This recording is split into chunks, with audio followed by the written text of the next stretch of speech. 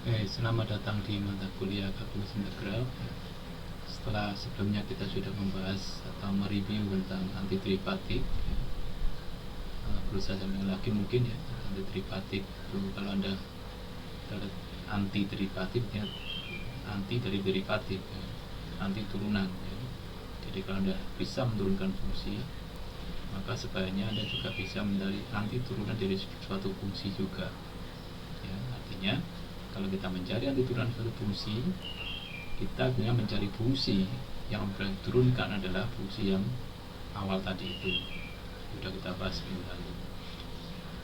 Kemudian kita juga sempat membahas juga dengan pengetahuan Anda tentang integral yang Anda perlu di SMA ya. Nah, sekarang kita akan kembali lagi ke konsep integral lebih awal ya. Tujuannya adalah untuk memperbaiki pemahaman Anda terhadap integral. Saya yakin Anda sudah terampil dalam melakukan hitung integral ya. Bila separate fungsi Anda bisa menghitung integralnya. Tapi di mata kuliah ini kita lebih pada kenapa kok bisa seperti itu, dari mana asalnya sehingga kok integral itu jadi seperti itu caranya. Baik, kita akan pelajari di pembahasan pada video ini. Ya, kita menggunakan integral ya. Saya awali dari bagaimana kita mengestimasi luas daerah di bawah suatu kurva. Nah, kenapa? Apa kaitannya sekarang luas daerah dengan integral? Nah, ilustrasinya adalah sebagai berikut. Kita beri contoh ya. Jadi bayangkan kita punya kendaraan ya yang berjalan dengan kecepatan konstan, misalnya 60 km per jam ya, selama 5 jam ya. Nah, pertanyaannya adalah berapa jarak tempuh mobil itu dalam arti ya setelah 5 jam tadi itu ya. Ini sudah Anda pelajari fisika saja ya. Jadi saya mau menunjukkan dari contoh yang Anda pahami, nanti kita bisa membangun konsep mengenai luas daerah ya. Jadi kalau saya gambarkan grafik seperti pada diagram di samping ini ya, dimana itu horizontal adalah waktu dan sumbu vertikal adalah fungsi v terhadap waktu ya, kecepatan terhadap waktu. Jadi diketahui kecepatannya konstan, maka saya bisa mengatakan di titik v sama dengan 60 ya, maka saya bisa membuat garis horizontal, artinya ini kecepatannya konstan. Sedangkan waktu yang diperlukan adalah 5 jam, maka pada sumbu t saya pilih waktu t sama dengan 5 ini ya. Jadi di fisika kalau Anda bisa masih ingat ya, menghitung jarak itu adalah menggunakan rumus S sama dengan V dikalikan dengan T kan. Jadi kita asumsikan karena V nya konstan ya 60 km per jam dikali dengan T nya adalah 5 jam dikalikan, maka satuan jam tereliminasi sehingga dapatkan jaraknya adalah 300 km. Inilah jarak yang ditempuh mobil tadi yang kecepatan konstan dan berjalan selama 5 jam. Kalau kita kembali ke grafik ini ya, maka sebenarnya 300 ini sudah perlu dari mana? Dari luas persegi panjang yang untuk sumbu T nya itu 5 dan sumbu V nya adalah 60 kan, 60 kali 5 itu. Inilah S nya sebenarnya.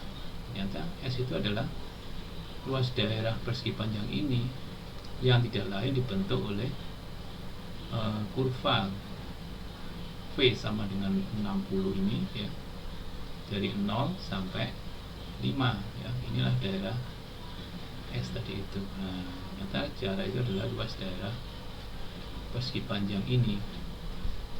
Nah, itulah ya, contohnya nanti ternyata S itu adalah daerah di bawah kurva ya, di bawah kurva, dan kurvanya adalah garis horizontal. V sama dengan 60. Nah, itu kenapa kita mengaitkan dengan luas daerah sekarang ya. Contoh kedua ya, kasus lain yaitu terkait dengan fungsi biaya ya. Jadi ada perusahaan handphone ya, ini ya, di mana daftar biayanya itu berdasarkan jumlah banyaknya unit handphone yang diproduksi ya. Jadi misalnya di sini kalau produksinya 2000 unit, maka harga persatuannya 160. Ini dolar ya, dalam dolar 60 dolar ya. Dan tentu saja kalau produksi itu kan kalau makin banyak makin mesti lebih murah biayanya kan. Soalnya ini kalau saya tambah 3.000 unit lagi, maka harga persatuan dari penambahan 3.000 ini adalah persatuannya 160 ya. Tambah lagi ya, turun lagi 120 mungkin untuk tambah 2.000, tambah 3.000 lagi malah sini lebih murah dari 60 per unitnya. Totalnya kalau pertanyaannya adalah kalau setelah membeli 10.000 unit, berapa sih harga per unit handphone tadi itu ya. Jadi kita hitung per daerah itu ya. Jadi saya tambahkan kalau ini sebanyak 2.000 unit, maka harganya kan yang kuning ini kan, daerah kuning ini ada 2.000 kali 160, kemudian tambah 3.000 lagi, 3.000 kali 140, tambah 2.000 lagi, 2.000 kali 120, tambah 3.000 lagi kali 60. Ini totalnya kan, dan totalnya adalah 1.160.000 dolar ya. Pertanyaan tadi, berapa harga satu unitnya ya, total biaya dibagi dengan banyaknya unit yang diproduksi, yaitu 10.000, maka harganya per unit adalah 116 dolar per unit. Nah, ini kan pengembangan sebenarnya. Yang utama tadi kan kita menghitung luas daerah ini, kuning, orange, biru, dan hijau, yang ternyata luas daerah di bawah kurva C sama dengan 160, C sama dengan ditambah dengan C 40 dari 200 sampai 1000 ke 3000 ya, artinya 3000 jumlahnya kan, dan seterusnya. Ini kasus 2 ya. Kebetulan kasusnya adalah fungsinya konstan semua. Bagaimana kalau contoh bagaimana kalau fungsinya tidak konstan ya. Ini ya, jadi biaya lagi nih ya, jadi biaya untuk memelihara bibit tanaman ya, untuk bisa dijual gitu, itu memenuhi fungsi ini. Cx sama dengan 0,3 X plus 60 ya. Biayanya dalam dolar dan X menyatakan banyaknya tanaman. Seperti tadi kita disyaratkan untuk membuat sketsa grafiknya dulu, kemudian butuh luas daerah. Nah, kita coba apa sih makna dari luas daerah tadi itu ya. Baik, saya sudah siapkan grafiknya seperti ini kan. Jadi dari Cx sama dengan min 0,3 X plus 60, maka dia motong di 0,60. Oke. Kemudian jadi diproduksi pemberian untuk sebanyak 100 tanaman, maka dari 0 sampai 100 ini kan. Nah, sekarang bagaimana dengan luas daerah yang warna hijau itu? Ya, itu kan bentuknya adalah trapesium ya. Anda masih ingat rumus luas trapesium, yaitu setengah kali jumlah sisi jajar, yaitu ini berapa ini 60 ya, 60 kan. Kemudian ini berapa, ini kan harus 100, berarti kan dimasukkan 0,3 di min 30 tambah 60, ini panjangnya 30 ini kan. Jadi 60 tambah 30 dikali dengan tingginya. Nah, tinggi ini berapa, 100 kan? Jadi ini adalah 4.500. Nah, kira-kira apa makna dari 4.500 ini? Jadi kan biaya pemeliharaan, jadi ini total biaya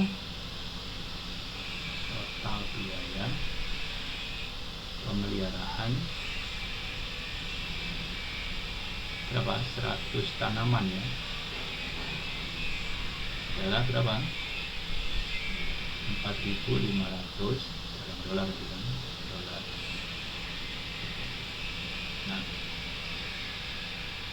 itulah luas daerah tadi kan, jadi kadang biaya tadi. Jadi kira-kira di bawah kurva apa ya, kurva garis tapi yang tidak lagi horizontal tapi agak condong ke bawah karena gradionnya negatif. Oke, jadi 3 kali tadi menyatakan luas daerah di bawah kurva. Nah yang menarik sekarang kita kembali ke kecepatan mobil tadi ya. Bagaimana kalau kecepatan mobil itu tidak konstan kayak tadi 60 terus ya, nyatanya kan tidak seperti itu, dari 0 kemudian tambah tinggi terus cepat terus kembali lagi turun lagi. Maka saya bisa mengambil contoh kurvanya itu parabola seperti ini ya. Nah, saya berikan fungsinya seperti itu, dia motong di 0 dan 10 x nya ya, dan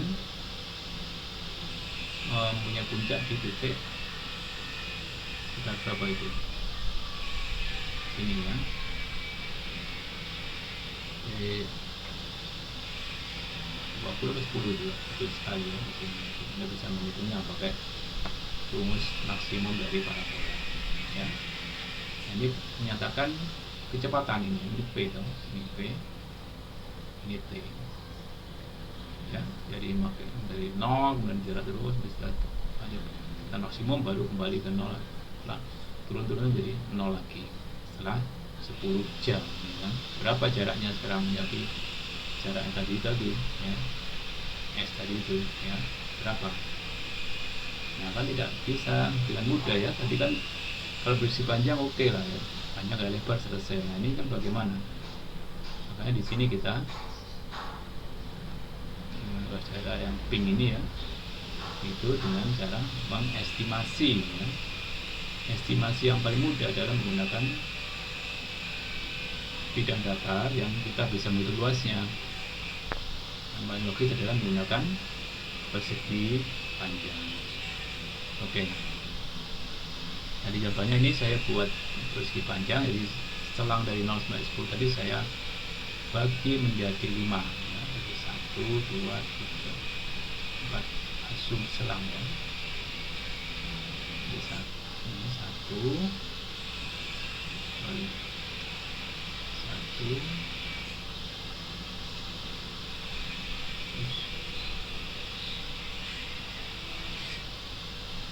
ini ya, 2, 3, 4, 5 ya.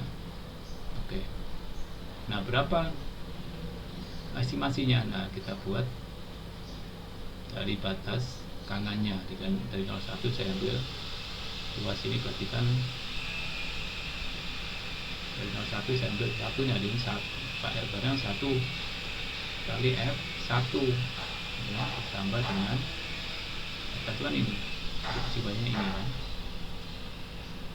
ini ya, F-nya ini 0 ya, 0 ya, pertama 0 ya, karena F0 nya 0 ya, F1 nya 1, F1 nya masuk rumus itu ya, kemudian ditambah 1 kali F2 ditambah dengan 1 kali F3 dan terakhir ini 1 kali F4.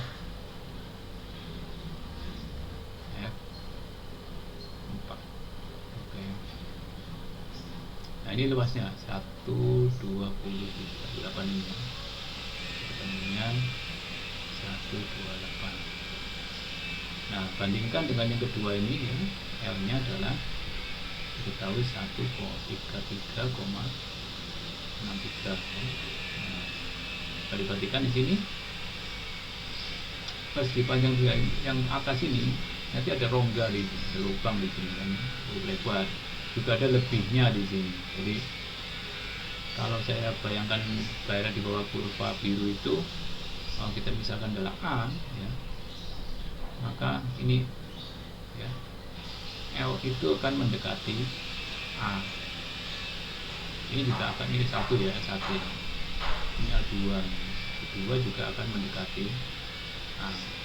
Tapi bagaimana tentang akurasinya, ya, ketepatannya,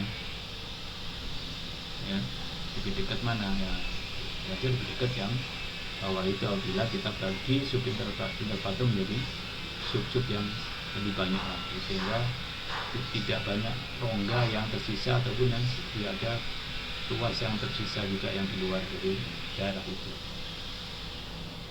Itulah cara mengestimasi luas daerah kalau kurvanya berupa lingkungan. Nah, kita di sini kita mulai tidak lagi ngomong masalah jarak, tapi ngomong masalah lebih pada luas daerah. Karena kita tadi membawa dari contoh real, ya, dari kecepatan dan jarak, ya, dan ternyata luas adalah V kali T dan luas atau jaraknya, ya. Maka sekarang kita, dan itu ternyata dari daerah bawah kurva, ya, maka sekarang selanjutnya kita menghitung luas daerah bawah kurva. Bagaimana caranya? Ya, khususnya bila kurvanya adalah kurva lengkung, ya. Ini adalah cara umum, ya. Jadi menghitung luas daerah di bawah kurva, ya, pertama adalah saja kita bagi interval yang ada itu menjadi n subinterval yang sama panjang. Artinya kalau panjangnya B min A, maka deltanya adalah B min A per n, sehingga estimasinya adalah FC, di mana C1 itu adalah batas bisa kiri atau kanan dari subintervalnya, ya. Jadi artinya kalau kiri semua, kanan semua. Jadi kalau saya tadi kan misalnya ini adalah C0, ya, C1, C2 dan seterusnya, ya, C3 gitu, ya. Maka ini kita ambil semua, ya, untuk membentuk persegi panjangnya itu. Kalau kurvanya berupa lingkaran begini, berarti kan ini yang kita pakai. Jadi dia menjadi batas kiri, ya, batas kiri dari 0 ya, kita tadi itu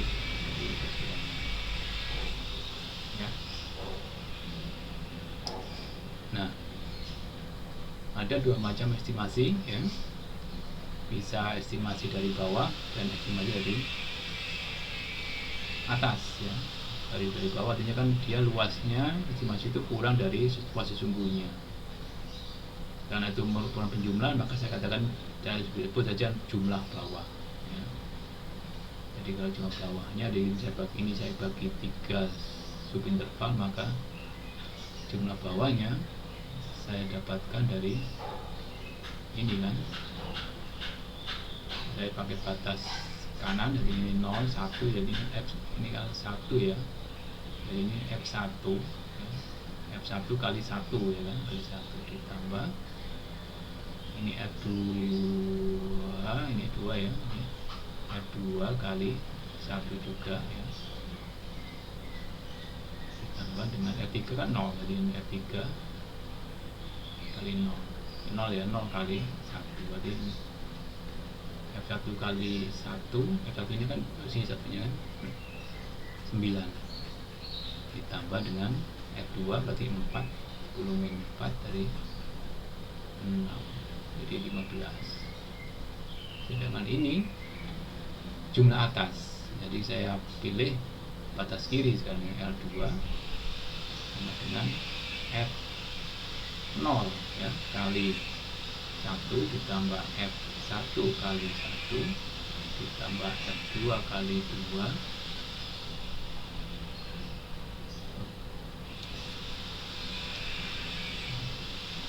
bawah aja, ya, F2 kali 2 kali 1, ya, ditambah F3 kali 1, dan adalah F0 dari 10, ya. F1 berarti berapa tadi? 9, ya, ditambah F2 oh 3 enggak ada, ya, F2 adalah 6, berarti adalah 25. Nah, kalau luas sesungguhnya adalah A, ya, pasti A itu lebih dari L1 tapi kurang dari L2 itu contoh, karena dia jumlah atas, ini jumlah atas, ini jumlah bawah. Itu kalau dari pakai batas kiri dan batas kanan. Cara ketiga yaitu pakai batas tengah ya, aturan titik tengah. Jadi kalau tetap kita bagi subinterval, tapi yang kita pilih C1 nya adalah di antara 01, berarti C F setengah, berarti kan dengan L nya adalah sekarang L nya adalah F setengah kali 1 tetap 1 ya, ditambah F 2 setengah kali 1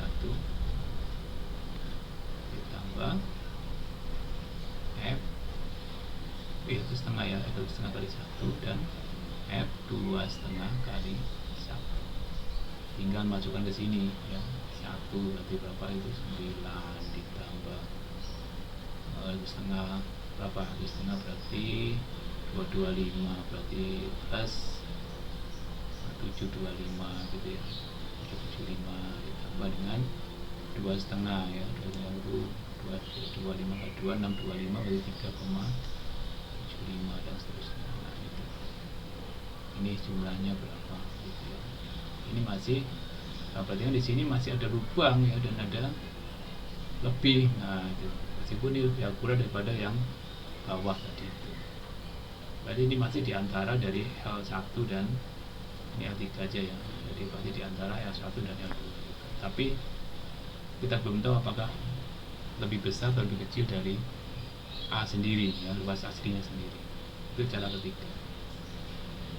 Ada 3 macam ya, batas kanan, batas kiri, dan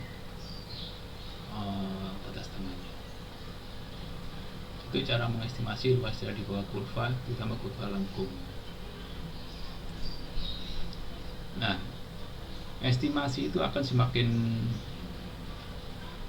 akurat ya, mendekati luas aslinya apabila N itu diambil cukup besar ya. Ya karena tadi jumlah bawah itu pasti lebih dari kurang dari jumlah atas, kurang dari luas aslinya. Luas aslinya kurang dari jumlah atasnya. Ini saya tambahkan di bawah ini. Kalau saya ambil N nya itu 16, jadi B min A dibagi 16 tadi itu. Kalau B min A minus 3 per 16 ya. Kecil-kecil ini 3 per 16 ya. Ini bang batas jumlah bawah. Tetap ini masih di bawah apa daerah itu ya, di bawah kurva ini ya. Tidak ada yang keluar, tapi ini keluar semua ya, lebih semua. Kalau ini kurang semua. Meskipun kalau kita jumlah ini tadi pasti lebih akurat dibandingkan hitungannya sebelum tadi itu. Berarti kan yang kiri kalau bagi 3 ini kan cuma berapa, 15 ya kan. Jadi kalau sekarang kan pasti lebih dari 15 karena bagian lubang-lubangnya berkurang banyak di sini. Ini juga gitu akan kurang dari 25 tadi itu pastinya.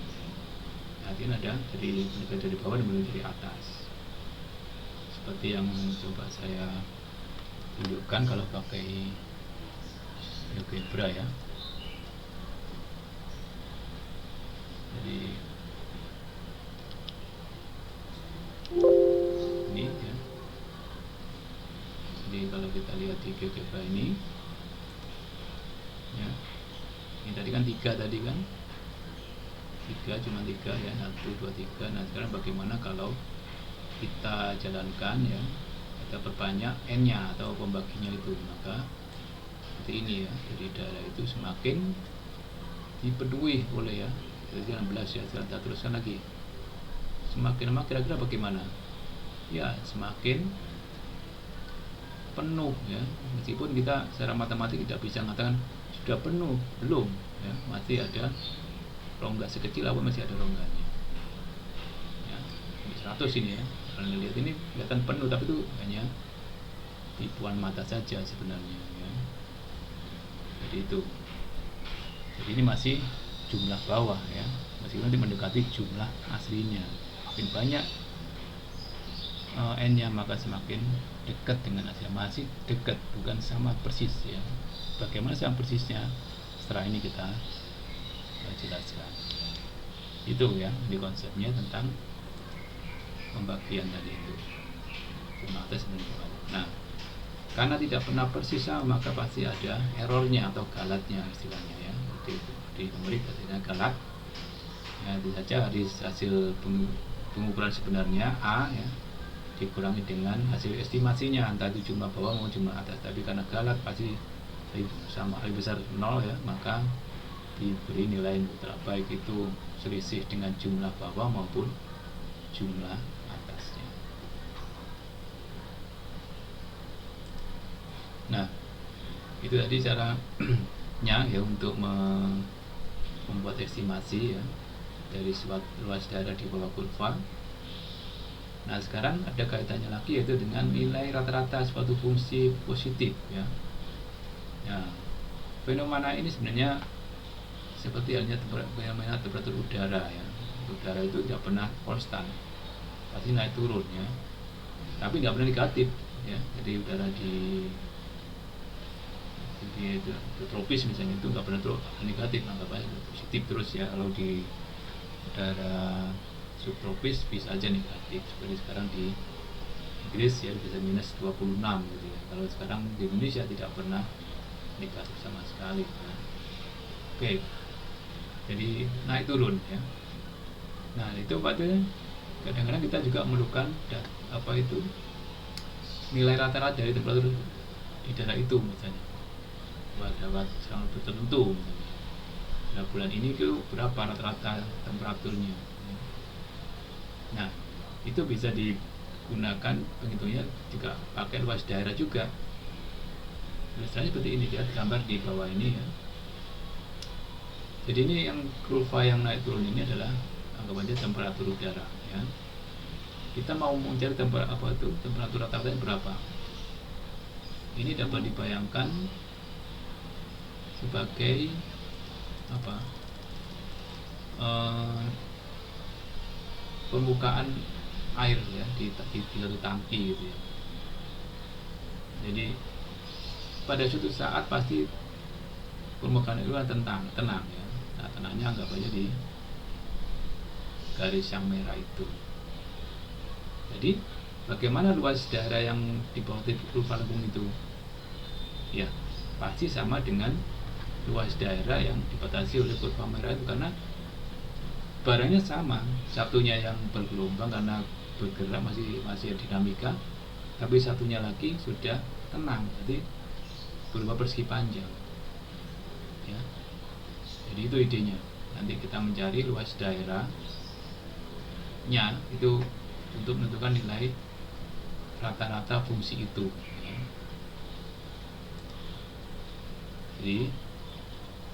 Jadi kalau kita tadi kan kalau kita punya kurva lengkung, maka triknya adalah kita estimasi dengan membagi subintervalnya itu menjadi n ya, jadi banyak n ini bagi n.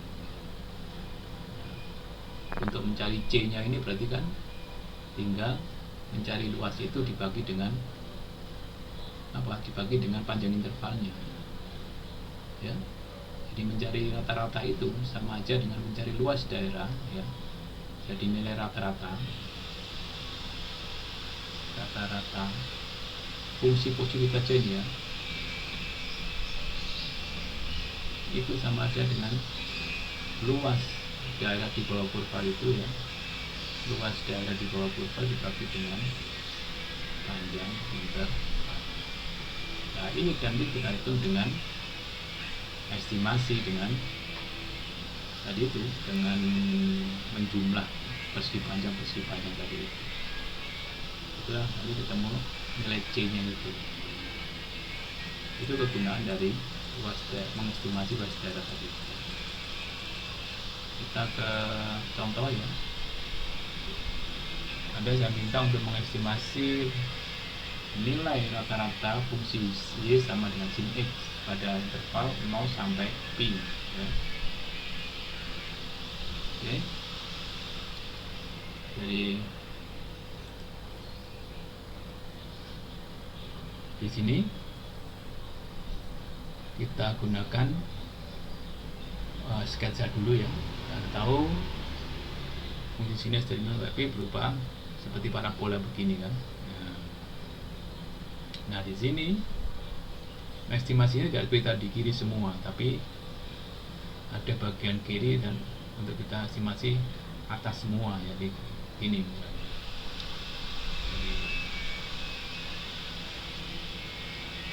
ya. Jadi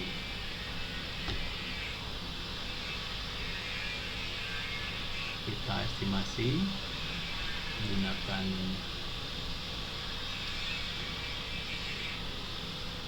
estimasi atas semua ya. Jadi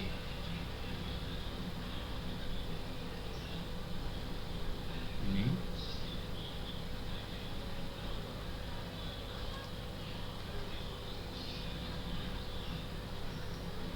tadi dari 0 sampai pi ya. Pi. Dengan grafiknya berupa ini satu ya maksimum ya. Begini kira-kira kan.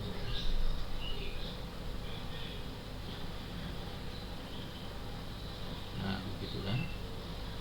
Kemudian kita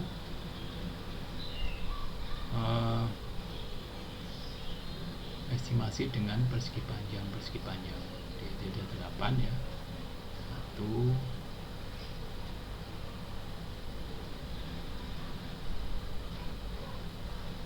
8. Ini pi ya. Ini ada 4 jadi ini 0 ya. Ini tengahnya kan tadi. Ini pi per 2. Nah untuk yang ini kita ambil batas kanannya seperti gini kan. Ini juga gitu batas kanannya ya. Ini juga gitu batas kanannya. Ini juga batas kanannya. Nah yang ini tidak kanan lagi tapi batas kirinya ya. Ini pi per 2 toh. Jadi batas kirinya ini sini. Ini juga batas kirinya sini kan. Ini batas kirinya di sini. Nah, artinya kita mau mengestimasi dari atas. Ya, jadi ini jadi pi per 8, pi per 4, 3 per 4 pi. Ini 3 per 4 pi, benar. 3 per 8 pi ya. 4 per 8 ini 5 per 8 pi, 3 per 4 pi, dan 7 per 8 pi. Oke. Ini kita hitung luasnya masing-masing. Kita kembali ke PowerPoint dulu ya. Udah ada kita siapkan. Ini. Nah ini sin pi per 8, sin pi per 4, sin 3 per 8 pi dan seterusnya dia dikalikan dengan panjang masing-masing subintervalnya pi per 8. Perhatikan tanda ini ya, ini tanda estimasi, tidak sama dengan tapi angka melengkung, jadi itu adalah tanda estimasi atau proksi pendekatan ya. Nah karena sin pi per 8 itu pecahan ya, ini juga pembulatan, maka masih pendekatan lagi, enggak pas 0,38 ya, saya bulatkan dari 2 desimal ya, angka desimal. Sama sin pi per 4 juga 0,71, saya bulatkan dari 2 angka desimal dan seterusnya ya. Itulah ini pendekatan lagi toh. Jadi estimasi rata-ratanya berapa? Ya, estimasi luasnya tadi itu yaitu 2,365 per panjang intervalnya yaitu pi min 0 ya, pi. Ini adalah estimasi rata-rata. Kalau nilai rata-rata dari fungsi sin dari 0 sampai pi. Jadi kalau saya gambarkan kira-kira ya, jadi kan kalau kembali ke permukaan air tadi ya, maka 0,7. Jadi kalau ini permukaan airnya yang biru itu ya, maka 0,75 di sini kan, 1,5 di sini. Nah, ini persipannya gini kan. Ini sebenarnya yang kita itu. sama dengan luas itu nantinya. Nah, itulah gunaan dari estimasi suatu daerah di bawah kurva untuk menghitung nilai rata-rata fungsi tersebut. Nah, selanjutnya silakan coba latihan di buku Thomas ya, subbab 51 untuk masalah estimasi dan estimasi luas dari bawah kurva tadi. Sekian untuk topik ini, terima kasih. Sampai di kelas selanjutnya.